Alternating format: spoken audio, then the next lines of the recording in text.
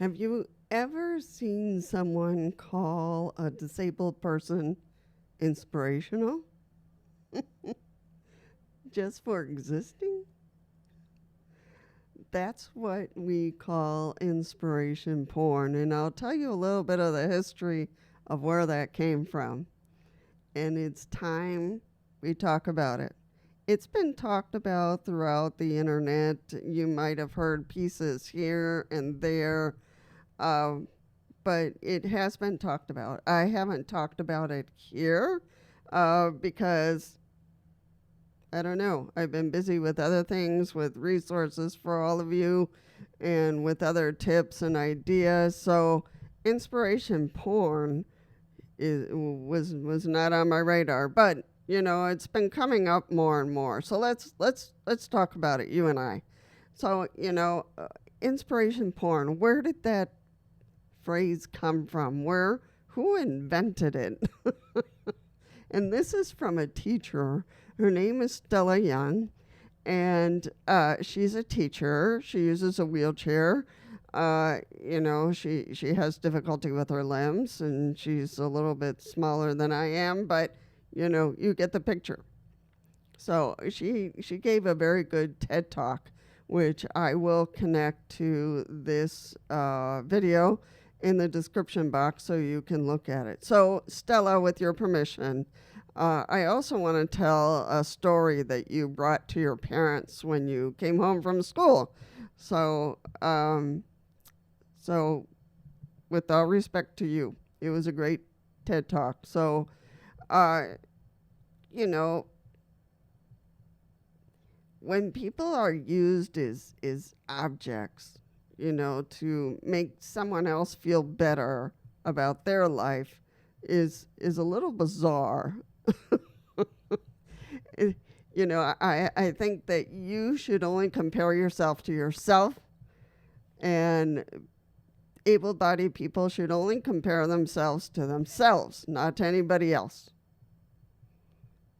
And we are people, we are a person, and there are things that we do that the able-bodied people can't do, and there are things in life that the able-bodied people do that we can't do.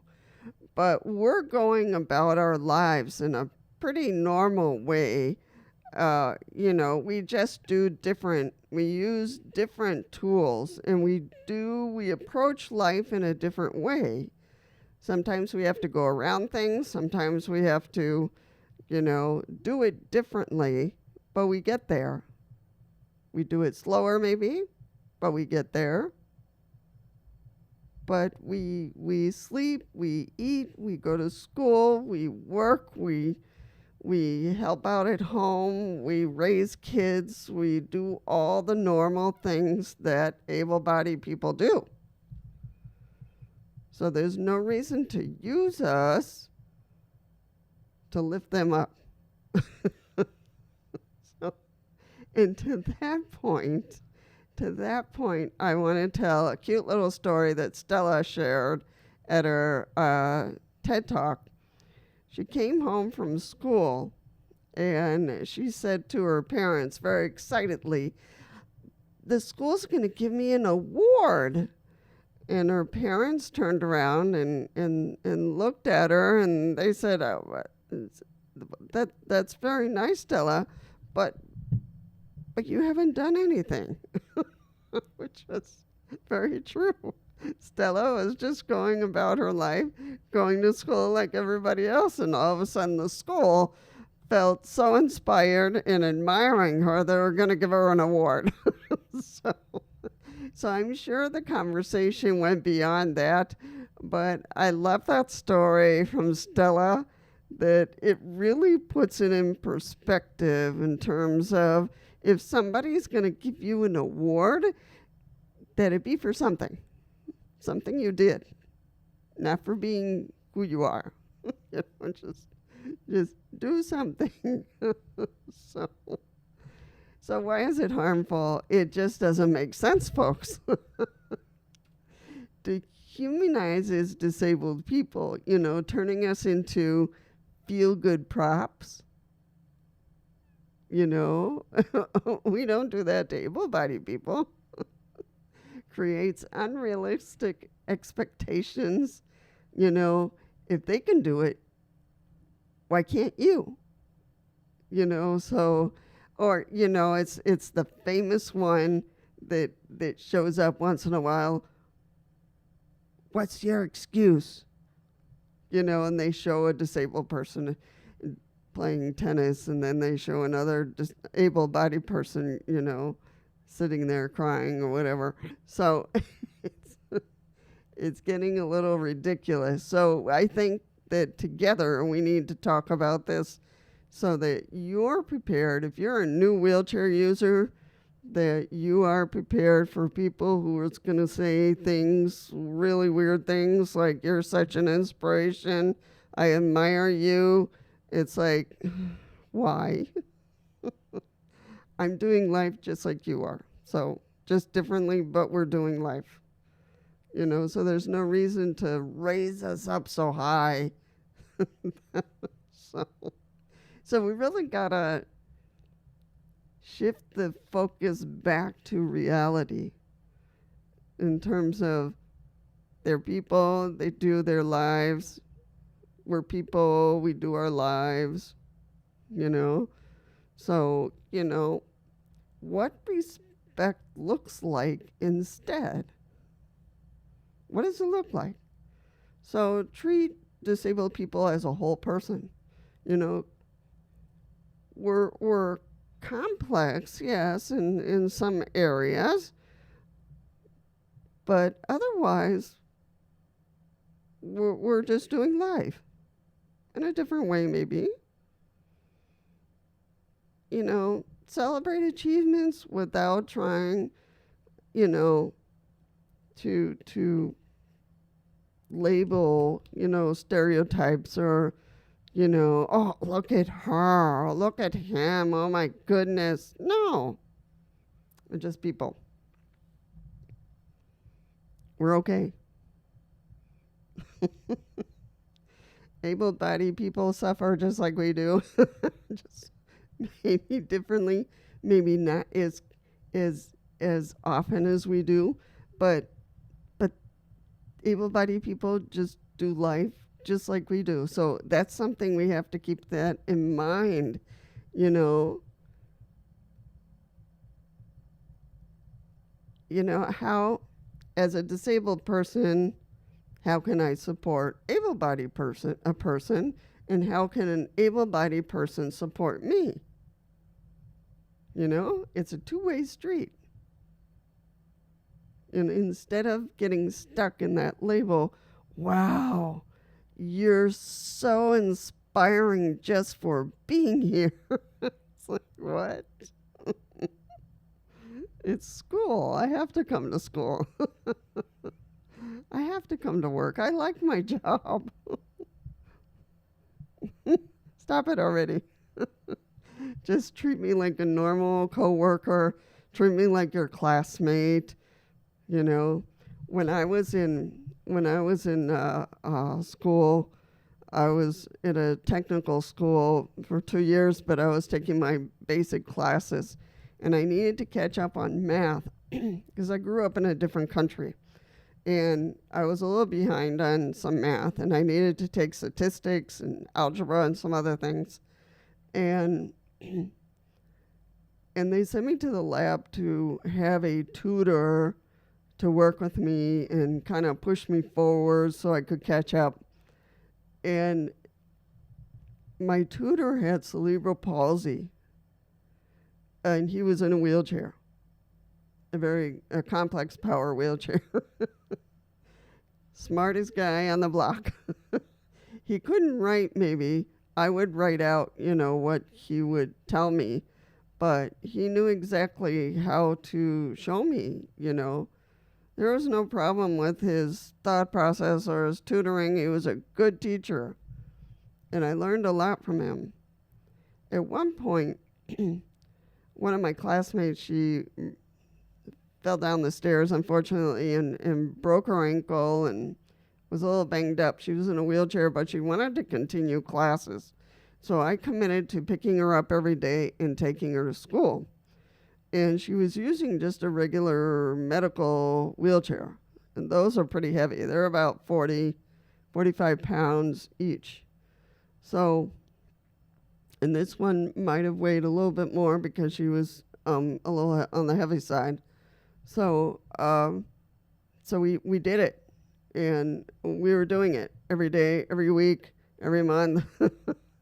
And my tutor from the lab called me in. He said, "Hey, Lisa, I need to talk to you about something.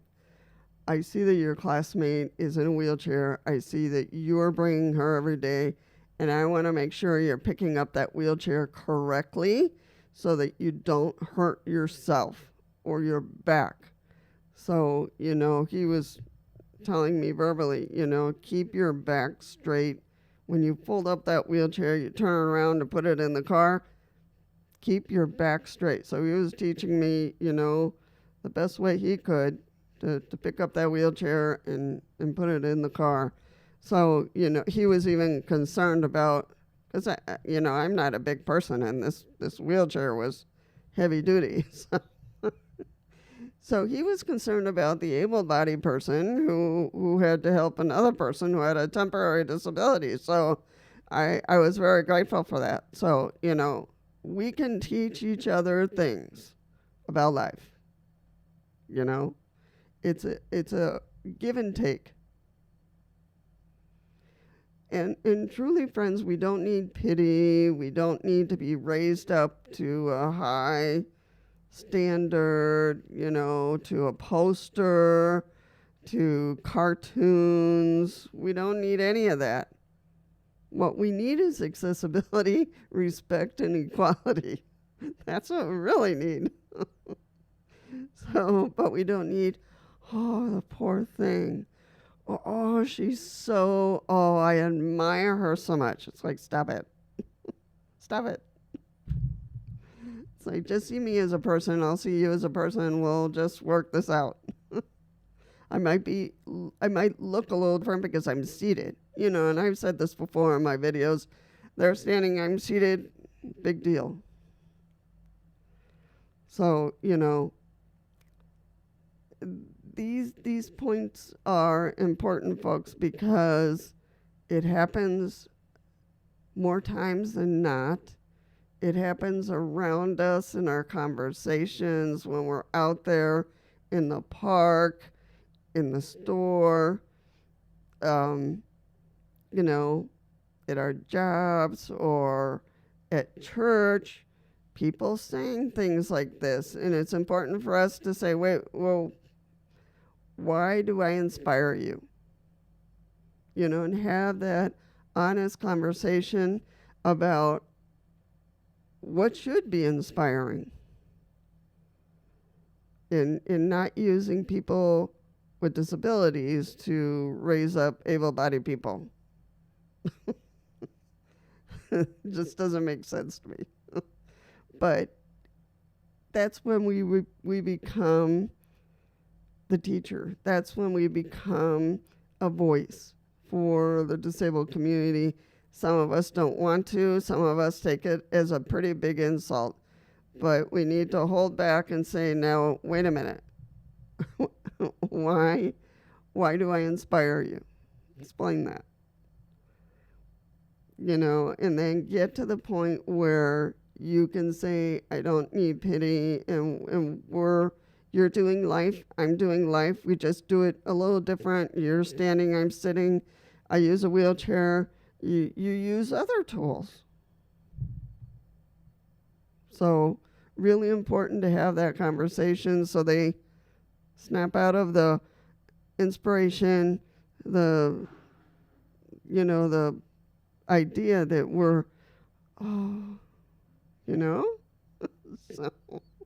stop it. So I want to invite you truly to, you can share with us your experiences of weird conversations you've had out there with people who think you're the greatest person that ever rolled on the earth and what you did about that conversation. Or, what you plan to do next time. when someone says, "Oh, I admire you, you inspire me, you're so great." When you hear those things, slam on the brakes, slam on their brakes, and let them know all I want is accessibility, respect, and equality. Let's work at that together. All right, folks. Again, if you have an experience or seen inspiration porn in your own life, share it with us. That would be awesome. And I will be honored if you did that. And this is an important thing to kind of reflect about it in your own life when those things have happened, and what you feel that you can do differently when those conversations come up. All right, folks, I'll let you be. And, like, subscribe, and share if you'd like to. It helps, the likes help the channel grow. And the other thing, if you've noticed a change, yes, it is my light. I finally got the lamp I was hoping for. It's up here. It is fantastic. It's strong. It just screws on, it latches onto my table, and it's like a circular flat thing.